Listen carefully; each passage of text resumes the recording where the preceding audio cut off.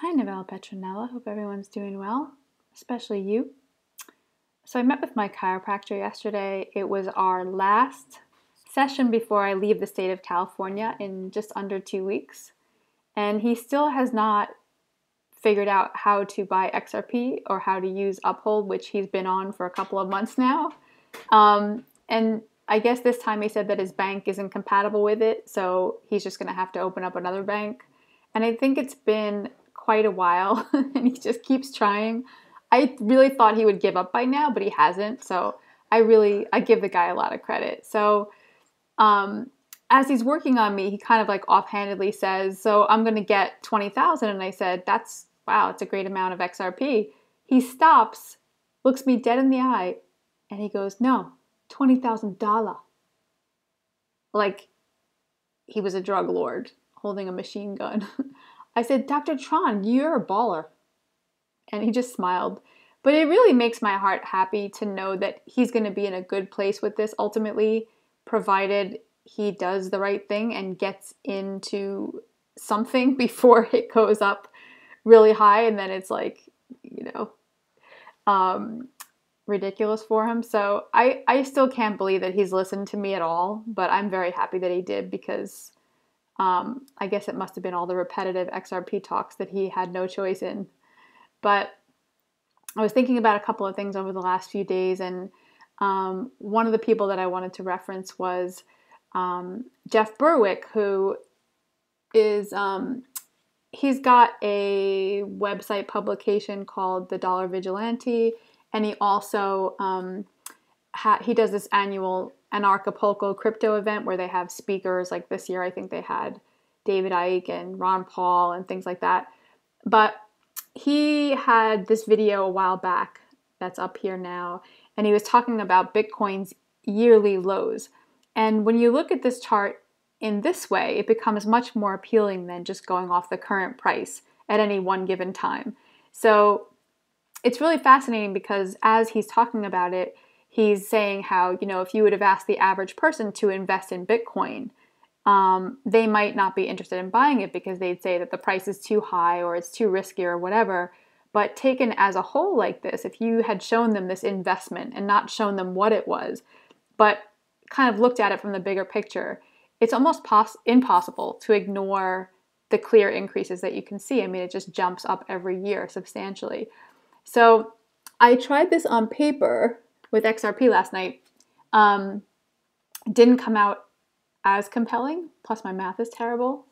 I think I'm going to come back in my next life as some kind of mathematician, or at the least someone that can read maps really well, which I can't. I'll probably be male, so I can easily pee in the woods on camping trips.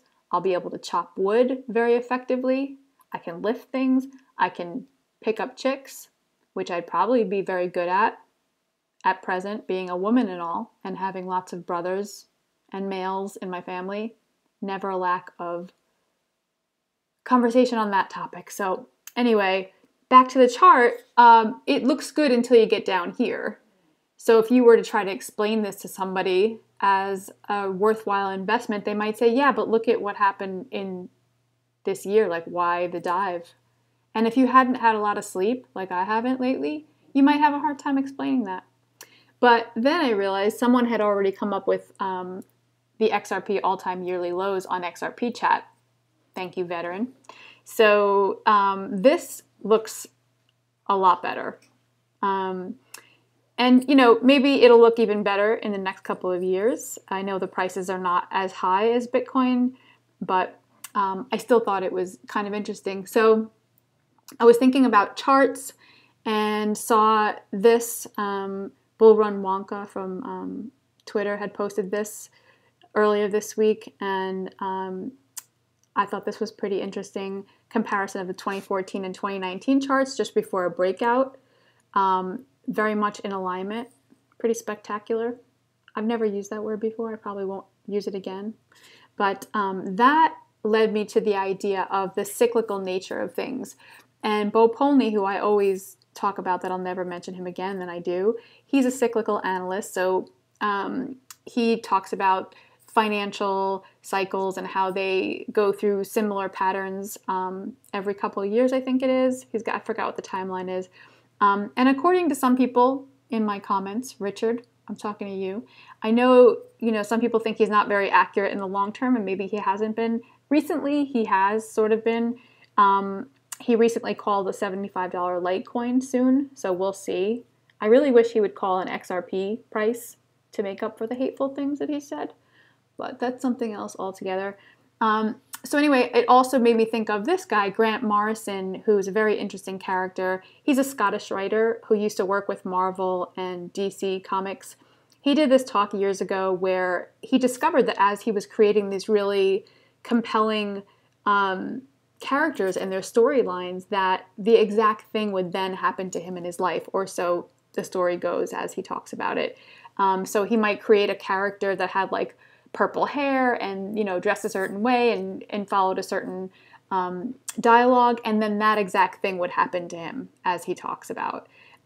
He does promote the ingestion of psychedelics, so if that doesn't bother you, definitely check out this particular talk. But this wasn't the talk that I wanted to mention. It was actually this video from him also called the Sekhmet theory.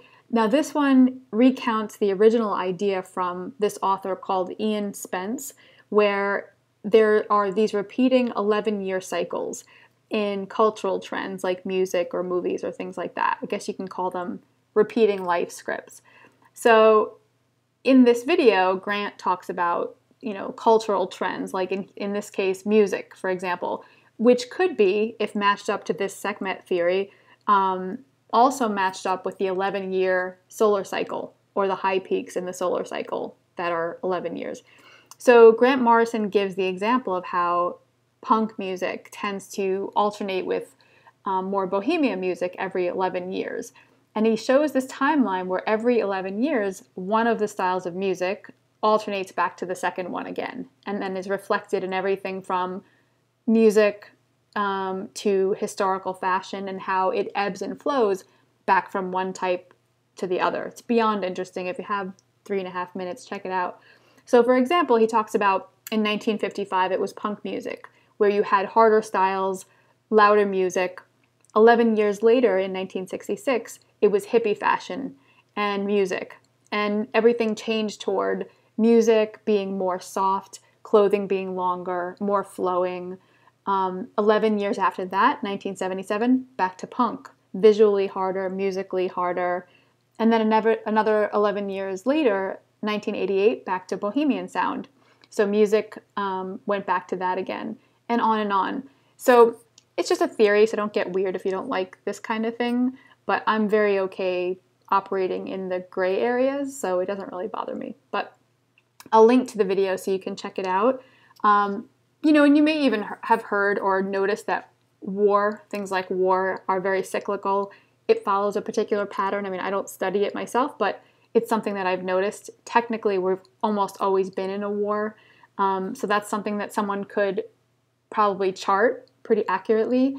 The other day I was watching Digital Asset Investor, and he was talking about, in the video, before the internet really exploded, and how these news anchors were cluelessly discussing it right beforehand. So this was like the digital infancy. And then similarly, we're now at the brink of, we're there, but we're like right at the early stage, right like we were before, of the Internet of Value, where now you have new and updated news anchors sitting in those same spots, kind of like replacing the old one, but with a very similar dialogue. So it's like, what is blockchain? What is digital currency? What can it do? And the truth is, it's already doing it.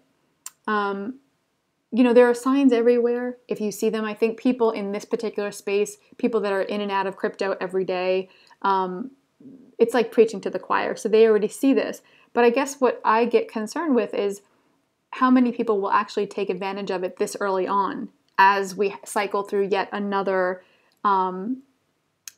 something big. If history truly does repeat itself, then the script will remain the same. And most will not be early adopters. They'll be, what do they call them, laggers or they'll be dragging their ass, essentially. And only will come on board when they have to, because maybe there's like a blockchain integration that works with the smartphone and they have to use it to pay for something, and thus will miss out on one of the greatest opportunities that we have to witness in our entire lifetimes. So if you've stumbled across this particular video or any video that's out there in crypto, I hope that, if anything, see the signs. Some people say they see it, but they don't really see it. They just kind of notice it. So please don't be one of them.